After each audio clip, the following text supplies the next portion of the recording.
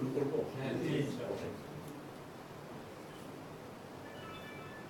প্রিয় সাংবাদিক ভাই ও বোনেরা, আসসালামু আলাইকুম এবং শুভ বিকেল। আজকে আমি অধিনায়ক র্যাব 10 আপনাদের সম্মুখে হাজির হয়েছে একটা বিষয় নিয়ে, যে গতকাল রাতে রাজধানীর যাত্রাবাড়ি এলাকা হতে 2টি আগ্নেয়াস্ত্র সহ 3 জন অস্ত্রধারী দুর্ধর্ষ সন্ত্রাসীকে গ্রেপ্তার করছে র্যাব 10। এই বিষয়ে বাংলাদেশ আমার অহংকার, এই স্লোগান নিয়ে র্যাপিড অ্যাকশন ব্যাটালিয়ন প্রচেষ্টার শুরু থেকেই দেশের অপরাধ দমনে গুরুত্বপূর্ণ ভূমিকা পালন করে আসছে। সন্ত্রাস, চাঁদাবাজি, হত্যা, ছিনতাই, অপহরণ ও প্রতারণা সহ বিভিন্ন অপরাধে জড়িত ব্যক্তিদের গ্রেপ্তার করে র্যাব সাধারণ জনগণের আস্থা অর্জন করতে সক্ষম হয়েছে। একই সঙ্গে বিপুল পরিমাণ অবৈধ অস্ত্র ও গোলাবারুদ উদ্ধার করে র্যাব দেশের আইন শৃঙ্খলা রক্ষায় প্রশংসনীয় অবদান রাখছে। এছাড়াও সময়োপযোগী অভিযান চালিয়ে চাঞ্চল্যকর অপরাধে জড়িতদের দ্রুত গ্রেপ্তার ও আইনের আওতায় এনে সংস্থাটি ব্যাপক সুনাম অর্জন করেছে। অবৈধ অস্ত্র, সন্ত্রাসী কার্যকলাপ ও মাদক নির্মূলে র্যাপিড অ্যাকশন ব্যাটালিয়ন 10 নিয়মিত বিশেষ অভিযান পরিচালনা করে আসছে। এরই ধারাবাহিকতায় র্যাব 10-এর একটি আভিযানিক দল গত 9/6/2026 তারিখ রাত অনুমান 23:35 ঘটিকায় মাদক দ্রব্য ক্রয় বিক্রয়ের গোপন সংবাদের ভিত্তিতে বিএনপি ঢাকার যাত্রাবাড়ি থানাধীন ড্যামরা রোডস্থ কাজলার পার এলাকায় চেকপোস্ট স্থাপন করে চেকপোস্টের কার্যক্রম শুরু করে। চেকপোস্ট চলাকালে একটি প্রাইভেট কার থামানোর জন্য সংকেত দিলে প্রাইভেট কারটি সংকেত অমান্য করে পলায়নের চেষ্টা করে। এরপর র্যাব সদস্যগণ উক্ত প্রাইভেট কারটি আটক করে। প্রাইভেট কারের ভিতরে অবস্থানরত ব্যক্তিদের পালানোর চেষ্টার কারণ জিজ্ঞাসাবাদে এবং বিধি মোতাবেক তল্লাশি করে তাদের নিকট হতে একটি বিদেশি পিস্তল, একটি বিদেশি রিভলভার, 2টি ম্যাগাজিন, 13 রাউন্ড তাজা গুলি ও একটি গুলির খোসা উদ্ধারপূর্বক প্রাইভেট কারে থাকা 3 জন ব্যক্তিকে আটক করা হয়। আটককৃত ব্যক্তিদের নাম মোহাম্মদ রবিউল ইসলাম, তার পিতার মৃত চান মিয়া, তার গ্রামের বাড়ি হলো কুমিল্লা। আরেকজন হলো তার নাম মোহাম্মদ মাহবুব আলম মানিক, তার বয়স 38 বছর, পিতার মৃত আব্দুল লতিফ শেখ,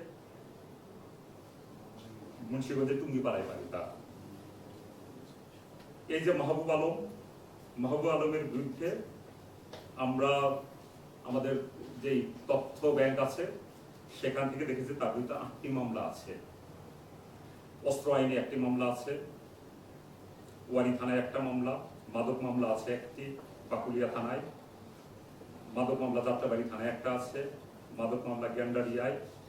কিন্তু আমরা সেই মামলাগুলো যদি দেখি যে মূলত সে মাদক ব্যবসায়ী থেকে তারা অস্ত্র রাখে, ধরা পড়ে তার বিরুদ্ধে অস্ত্র মামলাও আছে, যেটা অতীত রেকর্ড থেকে যেটা দেখা যায়। আরেকজনের নাম হলো মোহাম্মদ নজরুল ইসলাম, তার পিতা মোহাম্মদ ইসরাইল, তার বাড়ি হলো ডিএমপির ওয়ারিতে, যেটা প্রাথমিক জিজ্ঞাসাবাদে জানা গেছে। সেই নজরুল ইসলামের বিরুদ্ধে 3টি মামলা আছে। একটি মামলা আছে ওয়ারি থানায়, আরেকটা আছে কোতোয়ালি থানায়, আরেকটা যাত্রাবাড়ি থানায়। এ সময় আটককৃত ব্যক্তিদের যে ব্যবহৃত একটা এলিয়েন ব্র্যান্ডের প্রাইভেট কার ছিল, সেই প্রাইভেট কারটিও জব্দ করা হয়। র্যাব 10-এর নিরবচ্ছিন্ন তৎপরতা, দ্রুত প্রতিক্রিয়া ও পেশাদারিত্বের একটি উদাহরণ ছিল এই অভিযানটি। অস্ত্র উদ্ধারের পাশাপাশি অবৈধ অস্ত্রের উৎস ও ব্যবহারকারীদের চিহ্নিত করে আইনের আওতায় আনতে র্যাবের তৎপরতা অব্যাহত রয়েছে। যদি কোথাও অবৈধ অস্ত্র, মাদক বা অপরাধমূলক কর্মকাণ্ড সম্পর্কে কোনো তথ্য জানা থাকে তবে তার র্যাবকে জানিয়ে সহযোগিতা করুন। আপনার একটি তথ্য হতে পারে একটি পরিবার বা একটি জীবনের জন্য রক্ষা কবচ। আটককৃত ব্যক্তিদের বিরুদ্ধে প্রয়োজনীয় আইনানুগ ব্যবস্থা কার্যক্রম প্রক্রিয়াধীন। সবাইকে ধন্যবাদ।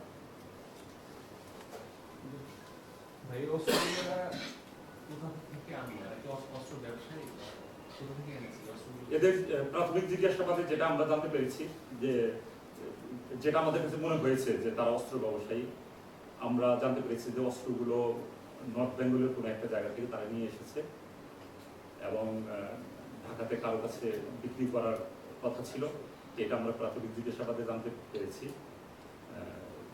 আর জানতো গত রাতে গভীর রাতে অভিযানটা হয়েছে, মামলা প্রক্রিয়াধীন আছে। এটা আসলে তদন্ত করে আমি মনে করি যে অনেক কিছু বের হবে, যে অস্ত্রটা কাদের কাছে কিনেছে, কাদের কাছে বিক্রি করার কথা ছিল। আর আমি একটু ডিটেইল বলে দিচ্ছি আর কি, যে ওরা যাদের কাছে বিক্রি করার কথা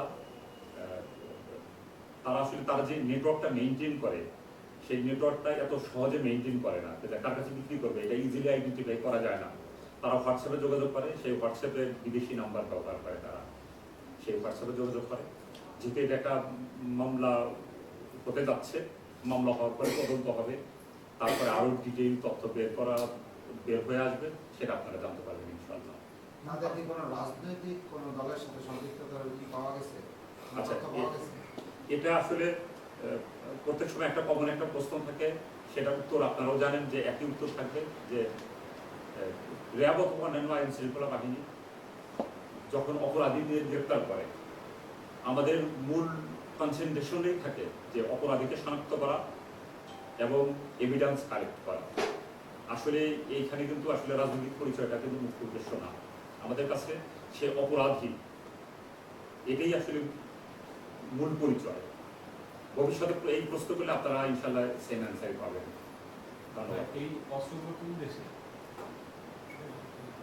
এটা বিদেশি কোম্পানি, মেড ইন ইউএসএ।